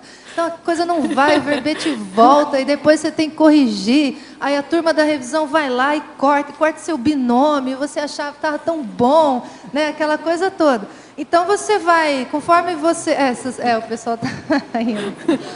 Então, conforme você vai investindo nisso, insistindo nisso, você vai vendo que aquele gargalo ele vai sendo ultrapassado. Não que lá na frente possa acontecer, pegando o caso do verbete, você mandar um verbete que ele volte, né? Pode ser que aconteça. Mas aquele sofrimento, vamos usar essa palavra, né? Aquela dificuldade maior inicial, você vai ultrapassando e vai ficando mais fácil. Né? Então, esse é um exemplo aí de gargalo aí que eu acho que a gente está vivenciando no momento. O item 10, Daiane, não somente isso, querida. O item 10 da revisão realmente dá vergonha na cara. É realmente um gargalo bravo, né? O item 10 da... eu já tive verbete que eu falei assim, eu vou desistir desse verbete, eu não vou mandar mais não esse tema. Esse verbete já voltou 2 vezes, não vou, mas o que está acontecendo? O que eu não estou enxergando nesse tema, né, que o verbete não fica pronto? Mas aí você pega e fala assim, não, eu vou terminar isso, eu vou estudar, vamos ver o que está faltando e vou terminar. Você insiste, vai lá, consegue terminar. Então, assim, tudo é uma questão de persistência, no fundo é isso. Né? Certamente. Então, hoje eu tenho experiência com isso, posso dizer. Daiane, na página 22, em neossinapsologia, eu queria que você falasse sobre a reciclagem dos retrosinapses a partir da desdramatização do erro, e também em fobiologia sobre a catagelofobia. Tá bom, então vamos começar lá pelo final. A fobiologia, ali, a catagelofobia, é o pânico do ridículo. Então, se a pessoa tem pânico do ridículo, ela fica presa naquele medo de errar. Aí que ela não faz nada mesmo para, assim, que saia ali daquela zona de conforto ou daquilo que a pessoa domina mesmo, das coisas que ela desenvolve. Né? Então, é nesse sentido. E o outro é lá na neossinapse. As neossinapses, a reciclagem das retrosinapses a partir da desdramatização do erro. Então, aqui envolve essa reestruturação pensênica que a gente estava falando lá atrás. Então, à medida que a gente vai pensando diferente sobre aquela ocorrência, aquela situação de desconforto, aquele constrangimento, a gente vai corrigindo essas sinapses que muitas vezes vêm do passado, às vezes vêm de outras vidas, né? Às vezes vêm de experiências que a gente teve ali na infância, traumas de infância. Então, a gente vai corrigindo isso pouco a pouco para conseguir chegar nessa desdramatização do erro. E aí sim a gente vai diminuindo, eu não digo que a gente perca totalmente, vai diminuindo pouco a pouco o medo do erro até perder definitivamente o medo do erro. Agora, a verbetógrafa em legislogia, página 22, primeira linha. Sobre o direito de errar, até onde ele vai? Pensar assim não é abrir porta para os assediadores? Não é o quê? Abrir porta para os assediadores? Não, eu acho que pensar que a gente tem o direito de errar é uma forma assim, mais flexível da gente pensionizar. Se a gente achar que a gente não tem o direito de errar, vai ser muito difícil a gente se arriscar naquilo que a gente não domina. Isso, aí a pessoa fica com autoculpa, né? Fica cheia de preconceitos sobre si mesmo. E assim, se eu penso que não existe o direito de errar, eu também não dou ao outro a chance de errar. Então eu fico extremamente exigente com o desempenho não só meu, mas também com o desempenho das pessoas que estão ao meu redor. Então fica muito difícil o convívio. Eu não posso errar e ninguém também ao meu redor pode errar. Né? Então esse é um pensamento, assim, achar que a gente não pode errar é um pensamento assim, muito rígido. Né? Exatamente, o João Paulo está lembrando que, na verdade, pensar assim é que é assédio mesmo. Né? Então, a pessoa entra numa rigidez, numa autocobrança, numa heterocobrança que é desnecessária. Né? Então, acho que esse outro pensamento ele é mais flexível, ele é mais realista, considerando ali o nosso nível na escala evolutiva. Né? É lógico que aí a gente pode refletir também por outro lado. Quanto mais inteligentes, né, nós vamos ficando, mais lúcidos nós vamos ficando, nós vamos vendo os erros das outras pessoas. Então, você vê o erro da outra pessoa, automaticamente você já pode corrigir um erro seu. Então a pessoa errou ali. Realmente. Então, ali eu posso corrigir aqui, e não cometer esse erro. Então, eu uso o exemplo da outra pessoa que errou para corrigir o meu próprio. Mas eu sou flexível no sentido de se permitir errar, né? Daiane, eu acho que sobre isso que você está falando, vale a pena chamar a atenção, porque, às vezes, se tem a tendência a achar que, como todo mundo está investindo em autoevolução, despertologia, a pessoa é epicom, ninguém mais erra. Então, aí você vê erros que você não cometeria, ou a pessoa pode ver erros que não cometeria em pessoas que, teoricamente, têm um nível mais avançado, entre aspas, e ela fica, nossa, como é que é possível? Então, é como se, de alguma forma, existisse um tabu ou um mito de que as pessoas não podem errar. Todo mundo tem que estar lúcido, né? A gente entra numa intolerância, né, com relação ao erro da outra pessoa, né? E, assim, na verdade, como é que a gente vai chegar num nível de atingir a compreensão com relação às outras pessoas se eu não consigo tolerar nem meu próprio erro, quem dirá o erro do outro, né? Então, às vezes, na verdade, a compreensão ela passa assim pelo entendimento das variáveis que muitas vezes levaram aquela pessoa a errar, mas não que a gente esteja defendendo aquele erro. Então, eu acho que essa é a visão de amparador, né? Acho que podia ficar um trinômio bom, está me ocorrendo essa questão do direito de errar, do heteroperdoamento e do autoimperdoamento, no sentido de ir melhorando, né? É verdade. Não é? Verdade.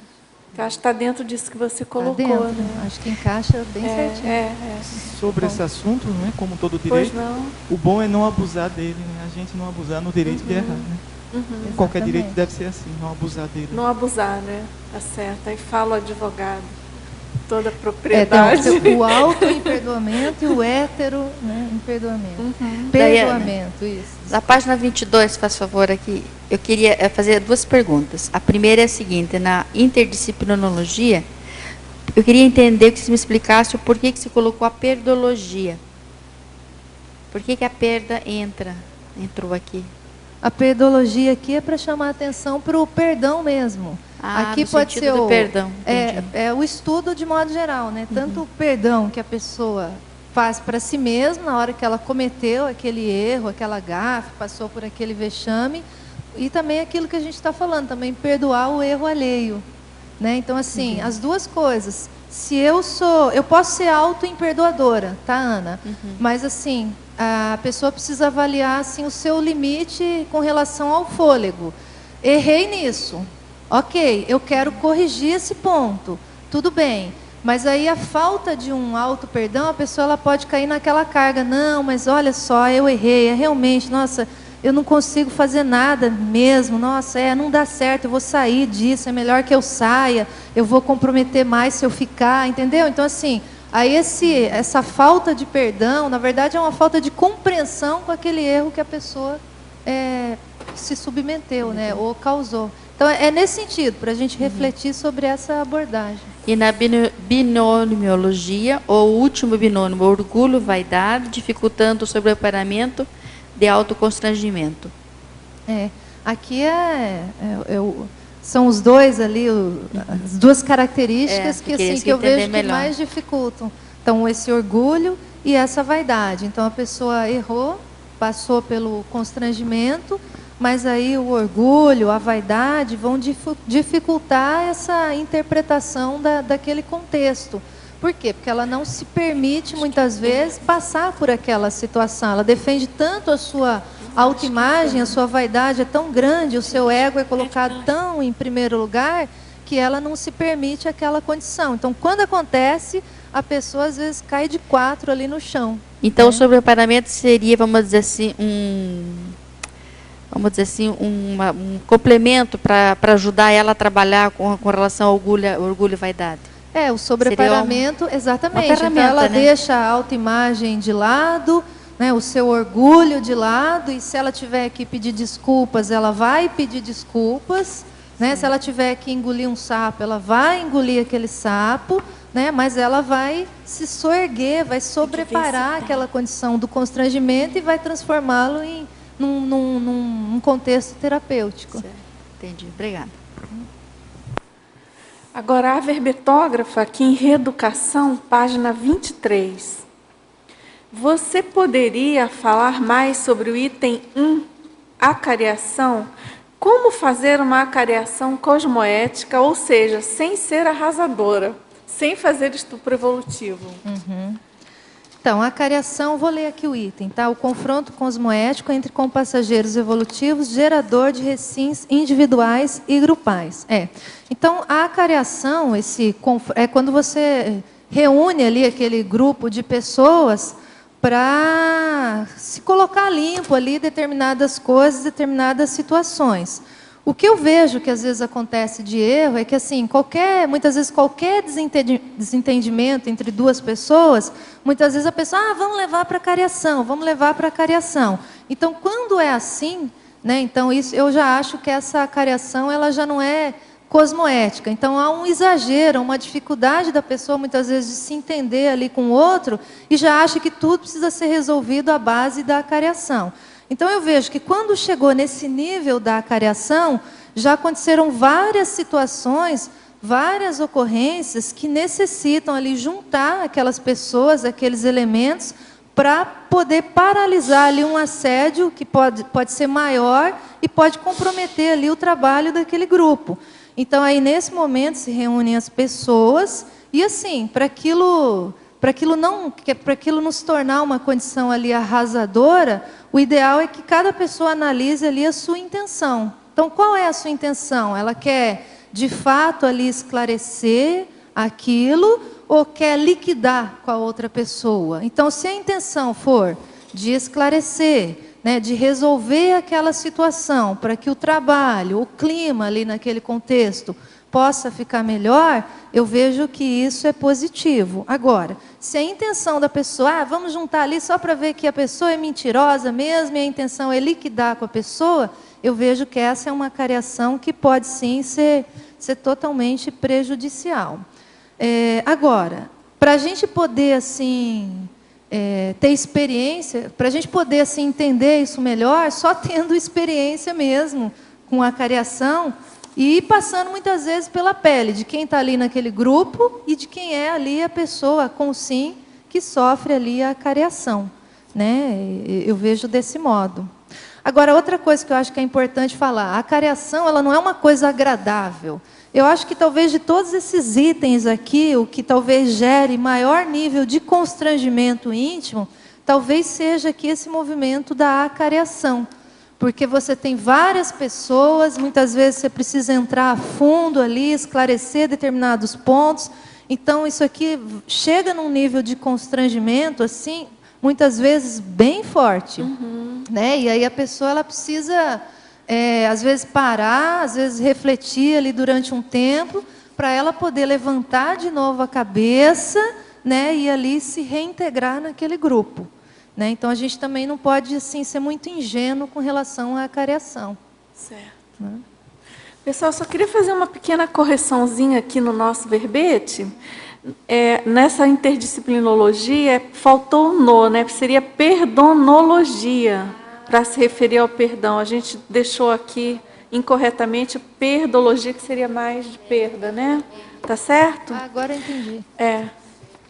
Não é isso que você tinha perguntado esse item, né? Muito bem. Pessoal, alguém tem perguntas aí?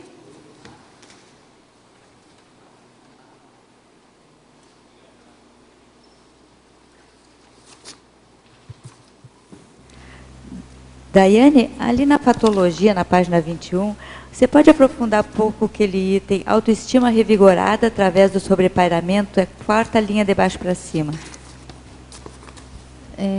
Quarta linha de baixo para cima. A autoestima revigorada, no final. Tá. Autoestima revigorada através do sobreparamento de experiências constrangedoras. Então, aqui, Marilene, é que muitas vezes, quando a gente passa por aquela situação de constrangimento, existe uma tendência da gente sentir que a nossa autoestima fica mais abalada. Então, às vezes, a gente reforça aqueles pensamentos lá autodepreciativos que eu falei lá atrás. Então, existe essa tendência natural. Mas aí quando a pessoa ela consegue dar a volta por cima, ela sobrepaira aquela experiência constrangedora e ela fala, ela enfrenta aquela situação, ela fala, não, eu não vou deixar isso me derrubar, eu vou erguer a minha cabeça e eu vou continuar, bola para frente. Então ela sente uma força íntima, então isso revigora a sua autoestima. É como se no momento que você se vitimizasse, você desacoplasse dos amparadores. E no momento que você decide, fala, não, eu vou dar a volta por cima, eu vou continuar nisso, vou erguer minha cabeça e vou em frente. É como se o amparador ele voltasse a acoplar com você e você sente aquela força de novo e vai embora. Entendeu? Então você não fica presa àquela situação ali de constrangimento. Né? Daiane, isso também não são efeitos da reeducaciologia? Também. Porque acho que é o melhor nesse caso, né? Poder melhorar através da compreensão da situação e a pessoa poder reeducar isso. Também. E assim, de modo geral, Cris, tudo que... Assim, eu coloquei alguns exemplos aqui dessas 10 situações.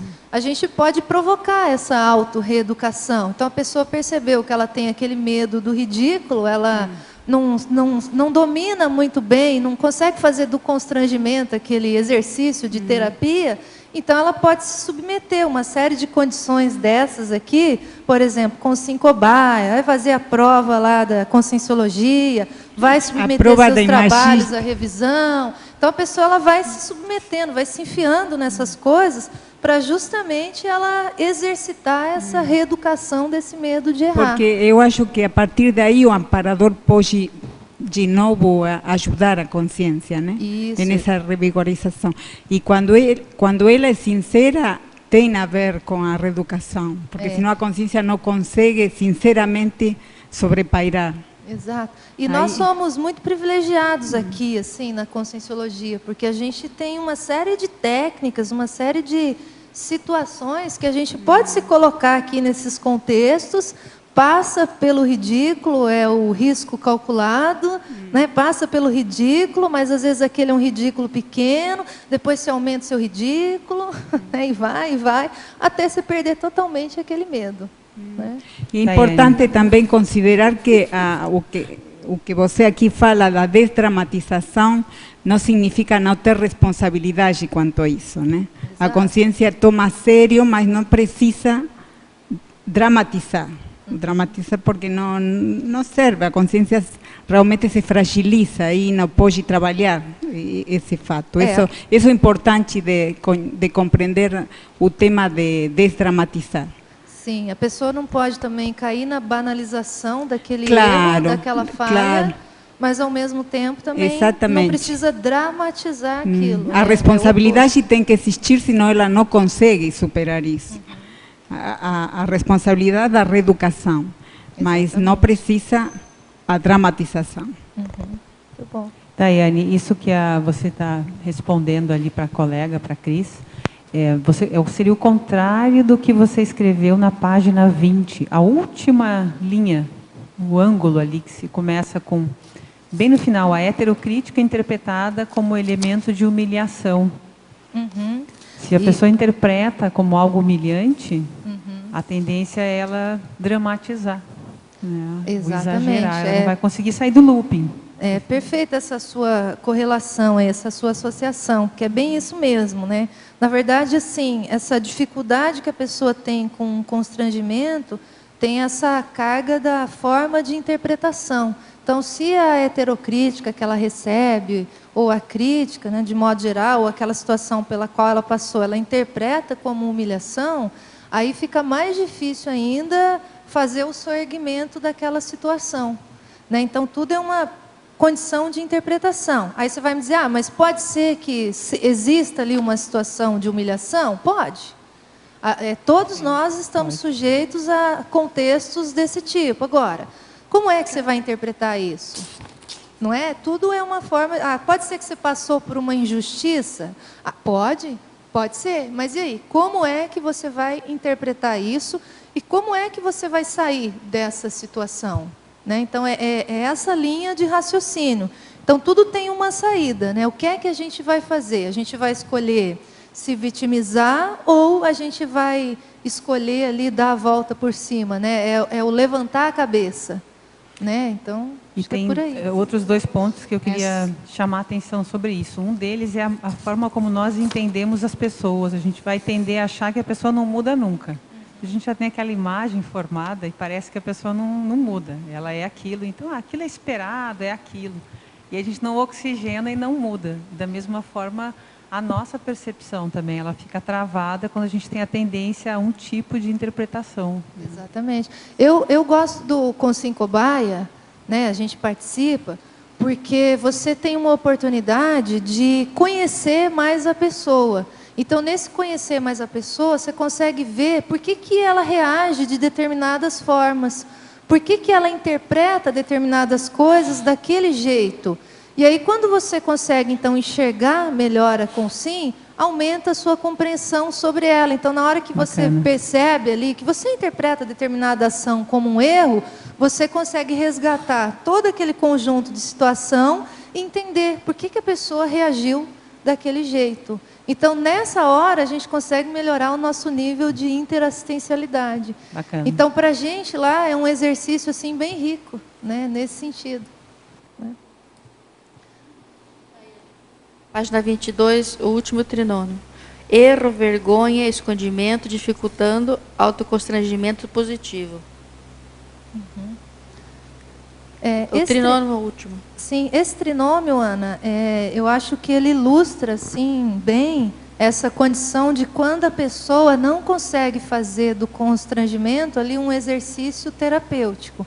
Por quê? Porque ela pode ficar ali paralisada naquele erro, naquela vergonha e se esconder, ficar na fuga, na esquiva, e aí ela não faz... A ruminação, no caso, seria também, né, daquele erro, em vez dela sair, né? Exatamente, a ruminação. E aí ela não consegue enfrentar aquilo e fazer daquilo uma oportunidade.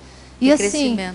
muitas vezes aquele escondimento, aquela prisão que a pessoa fica, a vergonha, faz com que ela deixe de fazer assistência para uma série de outras pessoas. Por quê? Porque ela acha que só ela passou por aquela situação, né? Então, é um ego bem grande, né? Só ela passou por aquela situação e é como se ninguém mais fosse passar. E aí, nisso, ela também não dá o exemplo de como sair daquilo. Como levantar a cabeça e superar, como enfrentar aquela situação. Por quê? Porque ela acha que só ela passou e ninguém mais vai passar, então ela se esconde ali, se isola e fica por isso mesmo. E deixa a oportunidade de passar também, né? Exatamente, ela perde a oportunidade de superar e ela perde a oportunidade de exemplificar uma superação para uma outra pessoa que mais cedo ou mais tarde vai passar por aquela mesma situação. Né? Então, assim, se eu sei que alguém superou aquilo e eu estou, às vezes, naquela situação, quem é que eu vou procurar para conversar? Uma pessoa que eu sei que passou por aquilo e que superou. Né? Então, eu vou buscar esse contato. É aí que a gente estreita os nossos laços de interação. Às vezes é na exposição dela que vai vir a cura, né? Porque às vezes quando ela se expõe, aí às vezes a pessoa lá tem, vamos dizer assim, a solução que para ela está ali, né? Ruminando ali aquele trafar dela, né? E às vezes ela... exatamente. Daiane, na numerologia, você pode falar aí, expandindo um pouco mais cada item? Uhum. Tá, então eu acho que é melhor eu fazer aqui um por um, né? Então, ó, o constrangimento terapêutico autopesquisístico. Então, esse constrangimento é aquele que surge quando você mesmo faz ali um investimento, às vezes sozinha, de autopesquisa. Às vezes respondendo ali as questões do conscienciograma, refletindo sobre algumas características de trafares, por exemplo, que você ainda apresenta. E às vezes, quando você vai construindo tudo isso ao seu respeito, às vezes você olha e aquilo gera um constrangimento, por assim, pensar, poxa, eu ainda tenho isso, eu ainda sou assim. Então, isso é positivo, por quê? Se a pessoa souber entender como positivo, né? Aí é a interpretação. Porque ela pode resolver ou decidir mudar aquela situação. Né? Então, esse é um exemplo. Aí tem um outro, o constrangimento terapêutico retrocognitivo. Isso quando a pessoa, por exemplo, vamos colocar o caso de quando ela lembra ali, ela rememora quem ela foi em outras vidas. Então, isso é riquíssimo no sentido que ela pode estudar a outra personalidade que foi ela, né? Ler aquela biografia e levantar lá uma série de aspectos. É como se ela estivesse estudando o outro, mas é ela mesma. Então, parece que dá uma isenção maior no levantamento daqueles traços. E, às vezes, gera o constrangimento por coisas que errou, mas por coisas positivas que fez e hoje não consegue mais fazer. Né? Então, a pessoa fala, opa, então como é que eu dou a volta por cima nisso? Né? O constrangimento terapêutico recíproco, muitas vezes, ocorre ali, pegando o exemplo, ali no consim cobaia, quando você passa pela condição de cobaia, ou quando o colega seu, que às vezes você é muito parecido, está ali na condição de cobaia. Então, você vê ali que aquele constrangimento, muitas vezes, ele é recíproco, porque às vezes você tem o mesmo traço que a outra pessoa. E aí você descobre o seu próprio através do outro. E aí você se constrange, o outro se constrange também, mas é tudo positivo, por quê? Porque a pessoa pode pegar isso e dar a volta por cima. Né? Tirar partido disso. Daiane, na codigologia, a quarta linha. Na codigologia? Quarta linha. Atenção aos diversificados códigos de conduta social. Quarta linha. A atenção aos diversificados códigos de conduta social. Ah, tá. Aqui, Cristina, é para a gente poder ficar atento, porque assim, o ideal é que a gente faça do constrangimento ali um exercício terapêutico, ok. Mas também não é para a gente ficar saindo dando gafe o tempo inteiro. Né? Então, quanto mais a gente estudar esses códigos aí de conduta social, mais a gente diminui ali essas gafes que muitas vezes que vão ocorrer ali no dia a dia. Né? Então, às vezes a pessoa, você vai ali acho que num templo muçulmano, o cara ali não pode, né, o homem não pode apertar ali a mão da mulher. E aí, às vezes, você pega e dá sua mão ali para ele apertar. Então, se você estudar, às vezes, aquele código ali de conduta social, você não passa por aquele constrangimento, porque você sabe que ali naquela cultura, eles não funcionam daquele jeito. Então, está tudo certo, você compreende aquilo naquele contexto. Você pode até fazer a crítica, mas você não passa ali por aquele constrangimento. Dá a mão, o cara não pegar a sua mão, né? Então, ele se constrange, você também. Então, isso é um exemplo. Quanto mais a gente estudar isso, mais a gente também minimiza essas gafes que tem relação com isso. Tem constrangimentos que são desnecessários, né? É isso. Exatamente. Tem constrangimentos que são desnecessários. Muito bom. Nem sei se eu coloquei isso aqui, mas isso é uma abordagem. Quase um mega pensene. Existem constrangimentos desnecessários. Daiane, você poderia retomar ali na enumerologia, principalmente falando do último, constrangimento terapêutico tenepsológico? Sim. Ali no... Sim, esse tenepsológico, ele é interessante porque muitas vezes é aquele brilho cosmoético que você vai perceber quando você acopla ali com o amparador e você vê que o padrão ali de pensenidade dele é super fraterno e às vezes muito diferente do seu. Aí você fala, opa, peraí, né? Tem alguma coisa errada aqui. Acho que eu, no meu dia a dia, não estou muito bem. Eu tenho que melhorar aqui a minha pensenidade para que eu possa ficar assim, né, o dia todo. Né? Então, aquilo gera um constrangimento positivo, no sentido de startar ou estimular ali aquele movimento de autopesquisa. E nessa linha aqui, mesma coisa é ali o projetivo, quando você passa por uma experiência de projeção vexaminosa, né? E aí você vê assim algumas realidades que você fala, opa, realmente preciso mudar, realmente preciso melhorar. Né? Então é um constrangimento ali positivo. E o verponológico, quando ocorre o lançamento ali de algumas ideias, por exemplo, só de você olhar ali a escala evolutiva, aí você fala, você está ali em qual nível? 25%. Poxa, 25%, mas por que eu não consigo melhorar? Né? Então, o que é que falta? Né? O que eu tenho que fazer para conseguir subir ali naquela escala evolutiva? Mas não é o subir pelo subir, né? No sentido de você conseguir visualizar a partir ali daquele conceito, ali daquela verpom, o que é que você pode melhorar. Né? E assim tem várias aqui na conscienciologia, né? Daiane, Na página 20, você pode comentar aqui a citaciologia? Sim.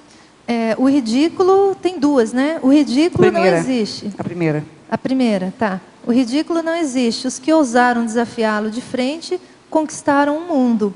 Então, aqui é para a gente realmente, Neida, desdramatizar aquele medo que a pessoa tem de errar, medo que a pessoa tem do ridículo mesmo. Né? Então, aqui essa colocação é para chamar a atenção para isso. Não existe. No fundo, não existe. Né? Então, se a gente considerar ali o nível evolutivo da pessoa, as experiências que ela já teve na vida, né? O modo como ela funciona, o ridículo não existe. Né? Então, quem ousa superar isso, quem ousa desafiar isso, conquista o mundo. Né? Então, não é que a gente queira conquistar o mundo, eu acho que a gente quer conquistar mais trafores, né? E fazer aqueles que a gente já tem funcionar mais. Né? Então, já está bom. Tá, deixa eu aproveitar, na página 21, você tem lá a penúltima técnica, fala assim, a técnica da estatística aplicada aos altos desempenhos. Eu queria saber como é que você aplica essa técnica, qual é o padrão da referência que você usa. Eu tenho um arquivo no computador que eu coloco assim no início do ano o que eu quero fazer ao longo do ano. Então, o que eu quero, se eu quero escrever, o que eu quero escrever, se é artigo, quanto, se é verbete, quanto, se é curso, o que eu quero fazer. Então, eu vou lá e faço um arquivo assim, como se fosse um arquivo de metas, né? O meu proexograma anual. Então, eu tenho lá, isso eu faço no início do ano. E aí, no final do ano, eu vou lá e gero um outro arquivo, né, salvo como ali, e complemento quais foram os resultados que eu consegui. Então, assim, do ponto que eu parti, aquilo que eu gostaria de fazer e aquilo que eu consegui no final. Então, eu vi que na hora que eu consegui trabalhar com isso, eu consegui visualizar melhor os meus altos desempenhos. Então, eu também achava que eu não conseguia fazer nada, né? Que eu também não tinha rendimento, que espremia, não dava nada. Né? Eu também pensava assim. Mas aí, na hora que eu fui analisar os meus arquivos, eu estou no meu segundo ano que eu faço isso. Tá? Eu comecei a ver, não, peraí, olha só, quanto de resultado. Opa, peraí, aqui tem alguma coisa? Não, eu consigo também.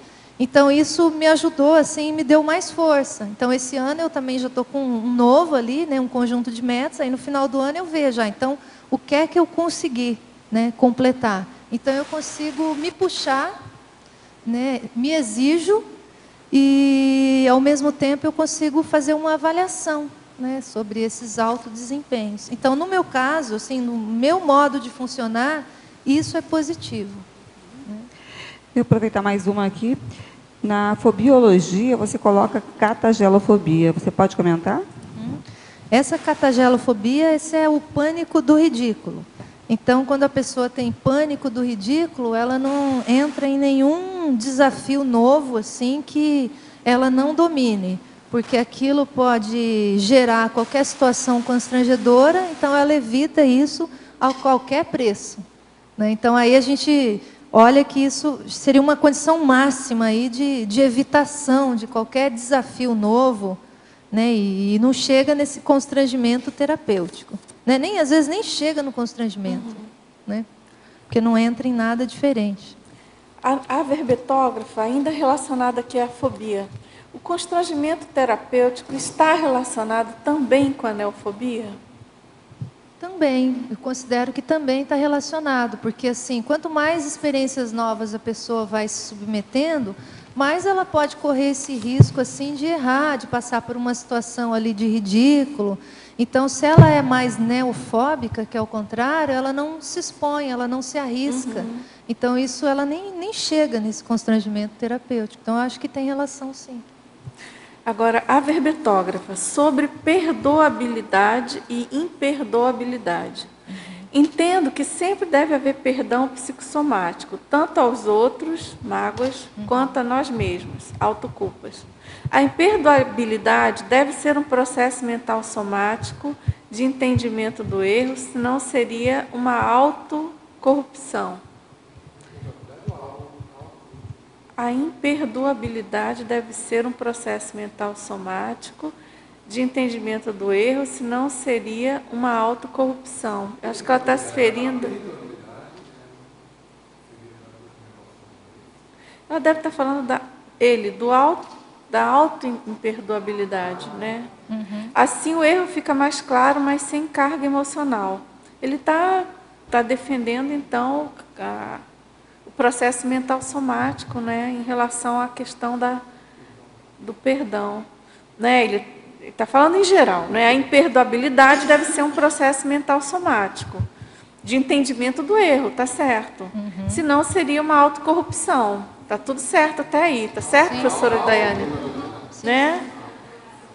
E assim o erro fica mais claro e sem carga emocional. O que você acha? Não, eu concordo. Então, assim, uma coisa é a gente usar aquela expressão que é de eu ser auto-perdoador. Ok, mas é auto-imperdoador. Então, eu não perdoo aquele erro eu cometi. Agora, eu preciso passar por ter um nível de discernimento para compreender o porquê daquele erro.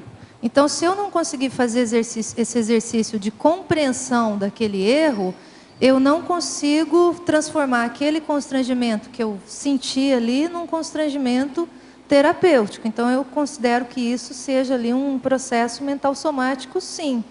Né? E se eu não consigo fazer isso comigo, vai ser mais difícil ainda eu conseguir fazer com as pessoas que estão ao meu redor. Aí é aquilo que eu falei anteriormente, eu vou entrar num nível de cobrança muito grande dessas pessoas e vai ser muito difícil ali a convivência, porque nem eu aceito os meus próprios erros e muito menos aceito os erros alheios. Então, esse aceitar o próprio erro é essa compreensão maior que eu estou entendendo aí que ele está colocando, né, que a pessoa está perguntando. Agora, aí assim, não quer dizer que eu vá me acomodar com aquele erro e não fazer nada para mudar, né? Que aí também envolve também a condição mental somática para eu poder fazer algum movimento para melhorar nesse sentido, né? Aí sim, eu acho que o constrangimento foi terapêutico, porque você efetiva uma mudança, você efetiva uma autossuperação, um enfrentamento. Né? Tá certo. Então, é isso que eu entendi aí dessa pergunta. Uhum. Daiana, se podia falar alguma coisa sobre o paradoxo, que é único aqui no paradoxo do autoconstrangimento poder ser terapêutico? Isso. Então, essa é que quando a gente olha separadamente, assim, só a palavra, constrangimento. Então, constrangimento, você vai olhar, parece que é uma coisa ruim, uma coisa negativa, né? Então, a gente, automaticamente, a palavra, por si só, ela já tem uma carga. Então, na hora que você olha para o outro lado, que ele pode ser terapêutico, não quer dizer que todo constrangimento vai ser, mas ele pode ser terapêutico, isso mostra ali que a pessoa ela consegue dar vazão àquela condição que ela foi submetida e superar aquilo. Então, a gente olha aqui no exemplo do Mega Pensene, tem vários deles que vão reforçar esse paradoxo. Então, por exemplo, autoconstrangimentos são lições. Então, a pessoa passou ali por uma condição que ela se constrangeu, que ela se incomodou, mas ela pode transformar isso numa lição, né? Vai depender dela, vai depender do modo como a pessoa interpreta aquela ocorrência. Aí todo constrangimento ensina, é a mesma situação. Então, pode ser que ela passou pela condição do constrangimento, ou ela observou o constrangimento em outra pessoa.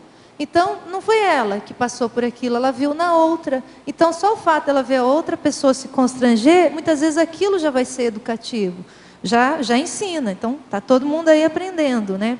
Há ridículos terapêuticos, né? Então, vários deles são terapêuticos. Às vezes, a pessoa ela vai perceber naquele ridículo que do chão não passa, né? Não morreu, sobreviveu, está tudo certo. Às vezes doeu, né? Não foi assim totalmente agradável, mas do chão não passou e está tudo bem, a pessoa sobreviveu.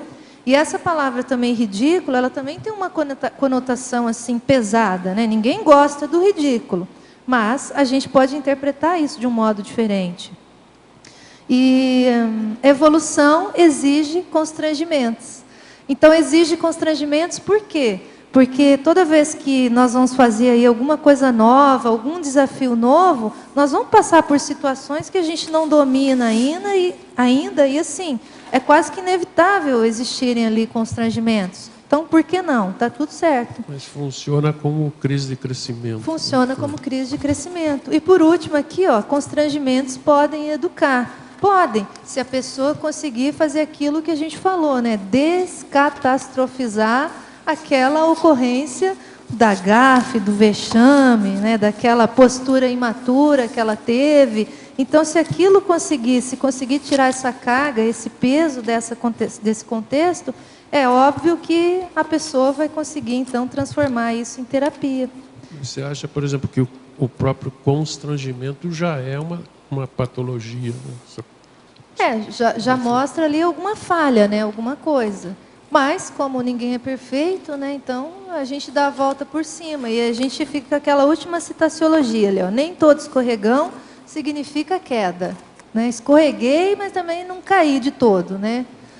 Vou levantar minha cabeça e vou em frente, né? Acho que esse é o nosso foco aqui dentro da conscienciologia. Tá, ok, obrigado.